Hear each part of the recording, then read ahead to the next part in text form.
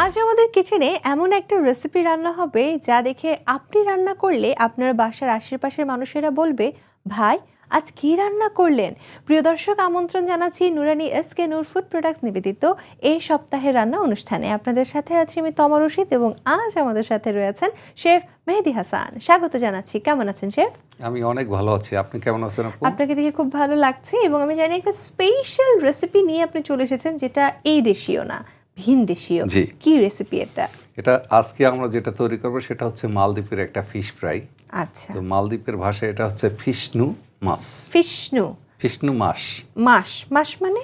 মাছ মানে মাছ। আচ্ছা। ফিশনু হচ্ছে ফ্রাই। আচ্ছা, ফিশনু মাস ফিশনু মাছ মানে মালদ্বীপের ভাষায় ফিশকে বলছে তাহলে মাস। মাস। মাস ওই মাছ মাস কাছাকাছি।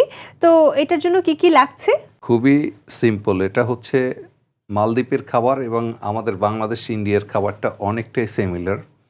গরম মশলা, লবণ, একটু লেমন জুস, এই আর আচ্ছা। এটাকে হচ্ছে আমরা ফ্রাই করব। কি কি লাগবে? লাগবে লবণ, লেবুর রস, হলুদের গুঁড়া, গরম মশলা গুঁড়া, মরিচের গুঁড়া, জিরের গুঁড়া, একটু গোলমরিচের গুঁড়া, আদা রসুন বাটা, আর ফ্রাইয়ের সময় হচ্ছে একটু কর্নফ্লাওয়ার ইউজ করব। এরপর হচ্ছে আমরা এটাকে শ্যালো ফ্রাই করব। ওকে, আমি এখানে অনিয়ন দেখছি, সেটা কি কাজের? অনিয়ন এটা হচ্ছে সাইডে একটা সালাদ যাবে, Okay. সাইড ডিশ হিসাবে, আচ্ছা। সেটার জন্য। ওকে, সো আমরা চলে যাই প্রসেসে। ওকে, শিওর। ফার্স্টে কি করব?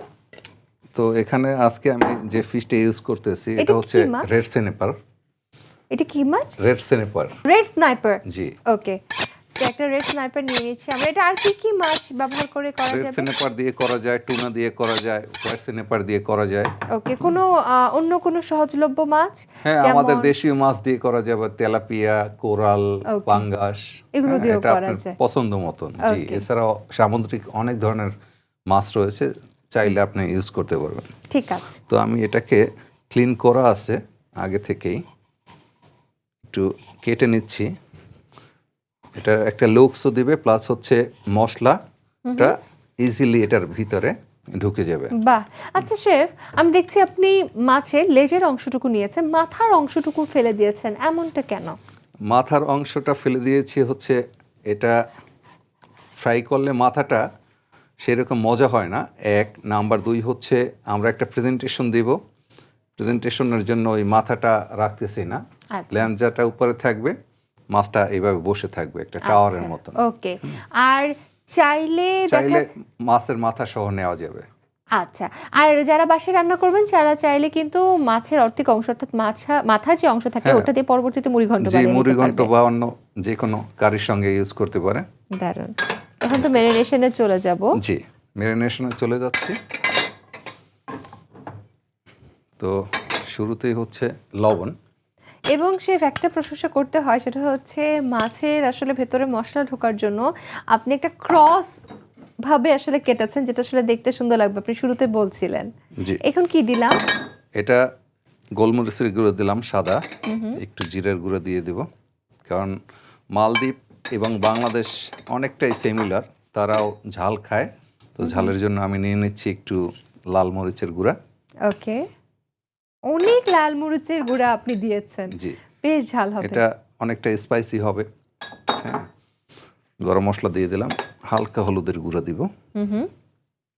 এরপর হচ্ছে আদা রসুন বাটা আদা রসুন বাটা 1 চা চামচের মতন করে দিলাম। আমরা মোটামুটি সবই হাফ চা চামচ বা 1 চা চামচের অনুপাতেই করছি। জি, এখন এটার মধ্যে একটু লেমন জুস দিয়ে দেব। লেমন জুসটা আমরা আসলে কেন দিচ্ছি? লেমন জুসটা হচ্ছে স্বাদ, প্লাস হচ্ছে মাছের মধ্যে যে একটা ব্যাড স্মেল থাকে, এই দুইটার জন্যই ব্যাড স্মেলও দূর হয়ে যাবে, স্বাদেও অতুলনীয় হবে। আষ্টে গন্ধ যেটা, জি আমরা সেটাকে সুন্দরভাবে একটু মাখিয়ে নিচ্ছি। জি, আমরা অনেকে আছি যে সবসময় বলি যে হলুদ দিয়ে কাজ করলে, হলুদ ব্যবহার করলে হাত একটু নষ্ট হয়ে যায় বা নখে হলুদ চলে যায়, তারা গ্লাভস বা ভাবে চামচের সাহায্যে হলুদ মরিচ একসাথে মাখিয়ে নিতে পারে, তাহলে আর হাত নষ্ট হবে না, নখ নষ্ট হবে না। জি। তো এখন হচ্ছে আমি মশলাটাকে এই যে শুধু ভেতর অংশগুলোতে দিব। জি ভিতর অংশতে দিয়ে দিচ্ছি। এরপরে হচ্ছে আমি মাসাজ করে নিব, পুরোটা অংশে চলে যাবে। এই সাইডে ইতিমধ্যেই লেগে গিয়েছে মশলাটা। এটা নিচ থেকে লেগে শেফ গেছে। এটা ম্যারিনেট করে আমরা কতক্ষণ রাখবো? এইটা হচ্ছে 30 মিনিটের মতো আচ্ছা, রেখে কি দিতে হবে। ওভারনাইট করা না, যাবে? ওভারনাইটের দরকার হয় না। আর ওকে। যদি আপনি চান যে অনেক লোককে খাওয়াবেন, প্রায় 1000-এর মতন, সেক্ষেত্রে আপনি করে ফেলে রাখেন, সমস্যা নেই। আমার মনে হয় বাসা বাড়িতে হাজারের এই প্রস্তুতির প্রয়োজন পড়বে না, শুধুমাত্র আপনারা যারা আসলে এক্সপার্ট অ্যান্ড প্রফেশনাল জি। আপনাদের এই ধরনের মাঝে মধ্যেই প্রবলেমে পড়তে হয় যে রাতারাতি হাজার মানুষের জন্য একটা ডিশ তৈরি করা, তখন তো ব্যাপারটা অনেক চ্যালেঞ্জিং হয়ে ওঠে না শেফ? না, চ্যালেঞ্জিং হয়ে ওঠে না, কারণ হচ্ছে আমাদের ম্যান পাওয়ার, তারপর হচ্ছে আমাদের প্রসেসটা, আমরা মেনু যখন পেয়ে যাই হাতে, যে না আমাদের কালকের জন্য কি কি প্রিপারেশন, আগের দিনই আমরা মিশন প্লাস বলি, যেটা হচ্ছে কাজের আগের পূর্ব প্রস্তুতি। এটার আমাদের হসপিটালিটি, অ্যান্ড প্লাস জি, ইন্ডাস্ট্রিতে এটাকে মিস ইন প্লাস বলে। হ্যাঁ, তো এই পূর্ব প্রস্তুতি যখন থাকে তখন আর কোনো সমস্যা হয় না। তো আমার ম্যারিনেশন হয়ে গেছে, এখন এটাকে আমি রুম টেম্পারেচার অথবা চিলারের মধ্যে 30 মিনিটের মধ্যে মতো রেখে দিব। ওকে ওকে, তো রেখে দিই, ওকে। এরপর ফ্রাই করব। দর্শক, আমরা 30 মিনিটের মতো একটা সময় মাছটাকে রেখে দেব রুম টেম্পারেচারে, যেন এটা সম্পূর্ণভাবে ম্যারিনেট হয়ে যায়।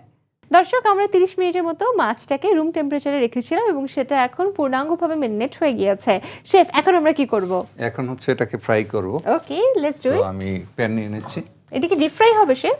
ডিপ ফ্রাই না, শ্যালো ফ্রাই। Shallow fry. জি, মিট থাকবে মিডিয়াম? শুরুতে হচ্ছে হাই ফ্লেম, পরবর্তীতে মিডিয়াম ফ্লেম। এটার কারণ কারণ হচ্ছে তেলটা একটু গরম হওয়ার পরে ওকে। যখন মিডিয়াম করে দেব তখন জিনিসটা স্লোলি কুক হয়ে যাবে প্রপারভাবে। কুকিংও একটা সায়েন্স। জি, তো ফ্রাইয়ের জন্য হচ্ছে আমি ভেজিটেবল অয়েল নিয়ে নিচ্ছি। নরমাল কুকিং অয়েল যেটা আমরা বলছি। জি, সয়াবিন তেল।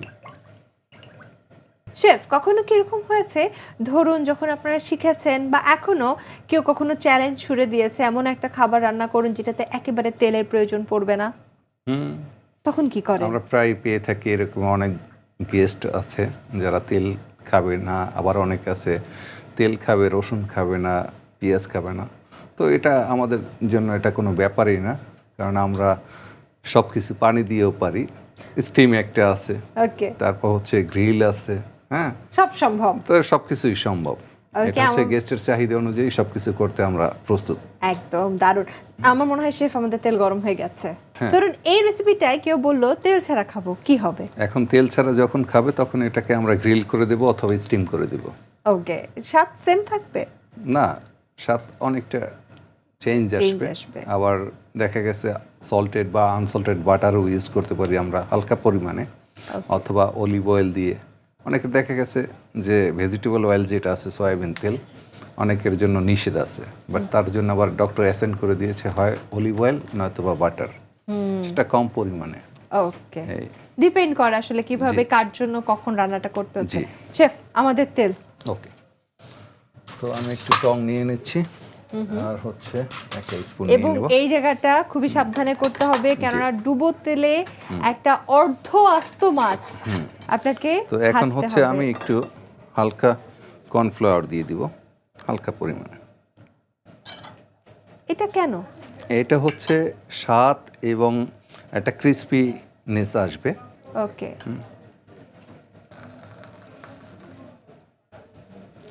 বাহ, মনে হচ্ছে বেশ লোভনীয় একটা কিছু খেতে যাচ্ছি আজ আমরা। বাসায় আসলে এই ধরনের আস্ত মাছের রেসিপি রান্না করলে সবাই বেশ অবাক হয়ে উঠবে। আমি তো ভেবেছিলাম দেওয়ার সাথে সাথে তেল একদম ছুটে পড়বে। কতক্ষণ লাগবে শেফ এটা আমাদের পূর্ণাঙ্গভাবে ভাজতে? এইটা আমরা এখন ফ্লেমটা একটু কমিয়ে নিচ্ছি, মিডিয়াম লো ফ্লেমে, কারণ তেলটা আবার হিট হয়ে গেছে। এটা হচ্ছে বোথ সাইডে আমরা হচ্ছে টোটালে 10 to 15 মিনিটস। ওকে শেফ, তাহলে এটা ফ্রাই হতে থাকুক, আমরা একটা ছোট ব্রেকে চলে যাই। জি শিওর। দর্শক, নুরানি এসকে নূর ফুড প্রোডাক্টস নিবেদিত এই সপ্তাহের রান্না থেকে নিচ্ছি ছোট্ট একটা বিরতি। আশা করছি আপনারা আমাদের সাথেই থাকবেন।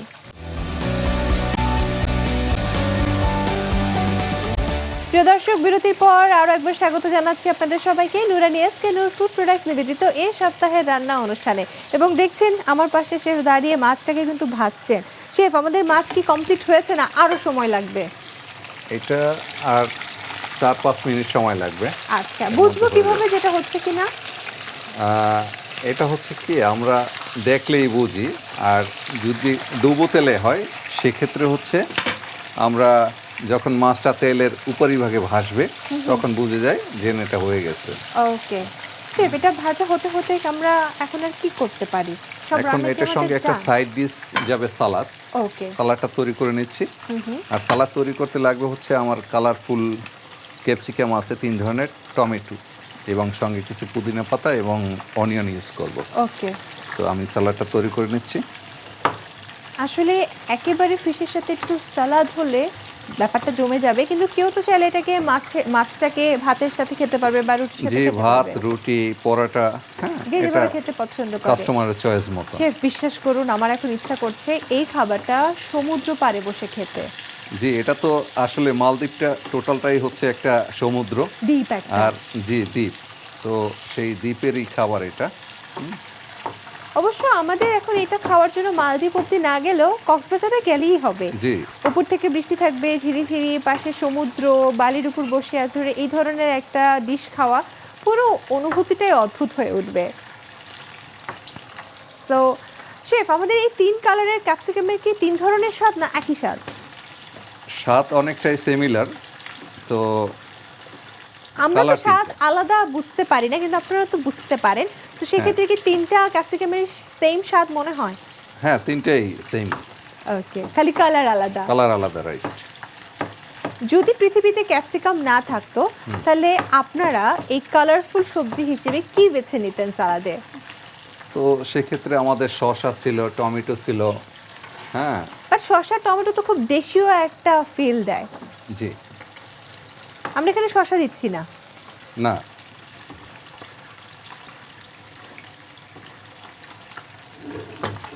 আমাদের মনে হয় ফিশটাও প্রায় প্রায় হয়ে গেছে। বাহ, একদম যেটাকে ভাজা মাছ বলা হয়। যাক, খুব সুন্দর লাগছে দেখতে। এখন আমরা হলুদ ক্যাপসিকাম, আমার হলুদ রং খুব প্রিয়। খাবারে দেখা যাচ্ছে যে একটু হলুদ রং যুক্ত হলে খাবারটা একটু ভিন্ন রকম সুন্দর মনে হয়, কেননা সচরাচর খাবারে আমরা হলুদ রংটা হলুদ মশলা ছাড়া দেখি না। হ্যাঁ, এটা খুবই কম হয়, বাট অন্যান্য দেশে গেলে আবার পেয়ে যাবেন। লাইক অ্যারাবিয়ান বিরিয়ানিতে দেখবেন মাল্টি কালার, হ্যাঁ, অনেকটা আচ্ছা। হলুদ কালার, একটু লাল কালারের থাকে। ওকে, কালারফুল। একটু, হ্যাঁ, একটু পুদিনা পাতা দিয়ে দিচ্ছি, আর হচ্ছে একটু কোরিয়ান্ডার দিয়ে দিব। একদম ছোট ছোট করে কেটে বাসায় যে যে সালাদ আইটেম থাকে সেগুলো দিয়ে একসাথে করা যাবে। ক্যাপসিকামই দিতে হবে ব্যাপারটা এরকম না, কারো বাসায় যদি শসা, টমেটো, গাজর থাকে সেগুলো দিয়েও করতে পারবে। তো তাই না আমাদের শেফ? ফিশটা, জি, আমাদের ফিশটা প্রায় হয়ে গিয়েছে। ওকে, দুটো টং দিয়ে খুব সাবধানে এখন এটা উঠাতে হবে, বিকজ এটা দর্শক খুবই রিস্কি একটা স্টেপ। প্রপারলি যদি উঠাতে না পারেন তাহলে ইনজুরি হওয়ার সম্ভাবনা আছে, বিকজ কিচেন মানে এটাকে রিস্ক। সরিয়ে দিচ্ছি। ফ্রেশ কলা পাতা এখন আমরা আমাদের এই ডিশটা সার্ভ হবে। এটা প্রচুর কলা পাতা না, fresh। লুক লাইক কলা পাতা। এটা কি তাহলে? এইটা একটা গাছ, একটু লেমন জুস দিতে হবে সালাদে সালাদের আমাদের জন্য। সালাদটা ভীষণ কালারফুল লাগছে। জি,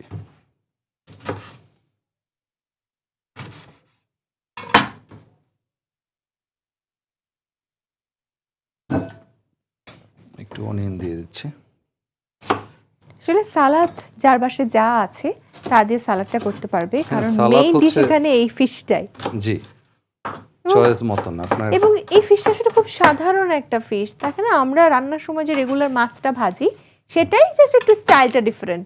জি, তো এখন এটার ভিতরে একটু পরিমাণ মতন সল্ট দিয়ে দিচ্ছি, আর হচ্ছে একটু রেড চিলি দিয়ে দেব।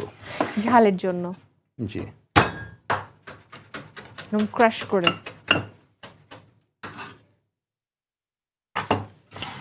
এটাকে সুন্দরভাবে মাখিয়ে নিতে হবে।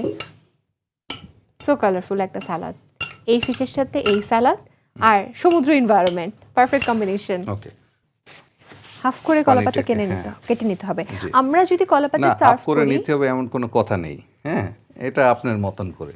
ওকে, আমরা যদি কলাপাতা ইউজ করি তাহলে সেটা তো আমাদের বাসায় এসে প্রপারলি ওয়াশ করতে হবে। অফকোর্স এটাকে কি আমি, দিয়ে ওয়াশ করব আমরা তখন? এটা হচ্ছে পানির মধ্যে ভিজিয়ে রাখতে হবে হুম হুম, মিনিমাম হচ্ছে আধা ঘন্টার মতন। আচ্ছা, এরপরে হচ্ছে পরিষ্কার একটা কাপড় দিয়ে মুছে নিতে ভালোভাবে হবে। মুছে নিতে হবে। তো আমি যেটা নিয়েছি এখন হচ্ছে এটাকে প্রেজেন্ট করব আমরা। ওকে, এখন হচ্ছে এটাকে আমি চতুর্দিক থেকে সালাদ দিয়ে গার্নিশও হলো, দেখতেও প্লাস সুন্দর লাগলো, দেখতেও সুন্দর হবে, খাওয়াও যাবে। খাওয়াও যাবে। বাহ, জিনিসটা দেখতে খুব অদ্ভুত সুন্দর মনে হচ্ছে। মনে হচ্ছে একটা আস্ত মাছ জাস্ট প্লেটের নিচে হয়তো তার মাথাটা লুকিয়ে আছে। এখন হচ্ছে ফাইনালি গার্নিশ। ফিশ মানে হচ্ছে লেবু, লেবুটা দিয়ে দিচ্ছি। আমরা কি লেবুর রস দেবো না গার্নিশের জন্য না, দিব? এটা গার্নিশের জন্য, প্লাস হচ্ছে যদি কেউ মনে করে যে লেমন জুসের প্রয়োজন আছে তো গার্নিশও হলো এবং এখান থেকে সে খেয়ে চাহিদাও পূরণ হলো। জি। এই যে আপনি লেমনটা এত সুন্দরভাবে কাটলেন, এটা বাসায় প্র্যাকটিস করে আসলে আমাদের শিখতে হবে, তাহলে শেফ স্টাইল রান্নার পাশাপাশি শেফ স্টাইল প্লেটিং হয়ে যাবে। ওকে, তো আপু হয়ে গেল আজকে আমাদের সেই মালদ্বীপের ঐতিহ্যবাহী ফিশনু মাছ। দর্শক, আমার হাতে এখন আছে মালদ্বীপের ঐতিহ্যবাহী ফিশনু মাছ। তার মানে হচ্ছে মাছ, ফিশনু মানে হচ্ছে ভাজা, ভাজা। ভাজা মাছ। এবং এটা আপনি কোরাল দিয়েও করতে পারবেন, তেলাপিয়া দিয়েও করতে পারবেন, শেফ যা বলেছে। তবে এটা হাতে বেশিক্ষণ রাখা রিস্ক ফ্রি না, একটু রেখেই দিই, কেননা শেফ খুব যত্নের সহিত এটাকে সুন্দরভাবে প্লেটিং করেছেন, যেটা ওনার হাতে খুব পারফেক্টলি হয়েছে, আমার হাতে হবে না। আপনি চাইলে কিন্তু বাসাভাবে ট্রাই করে দেখতে পারেন।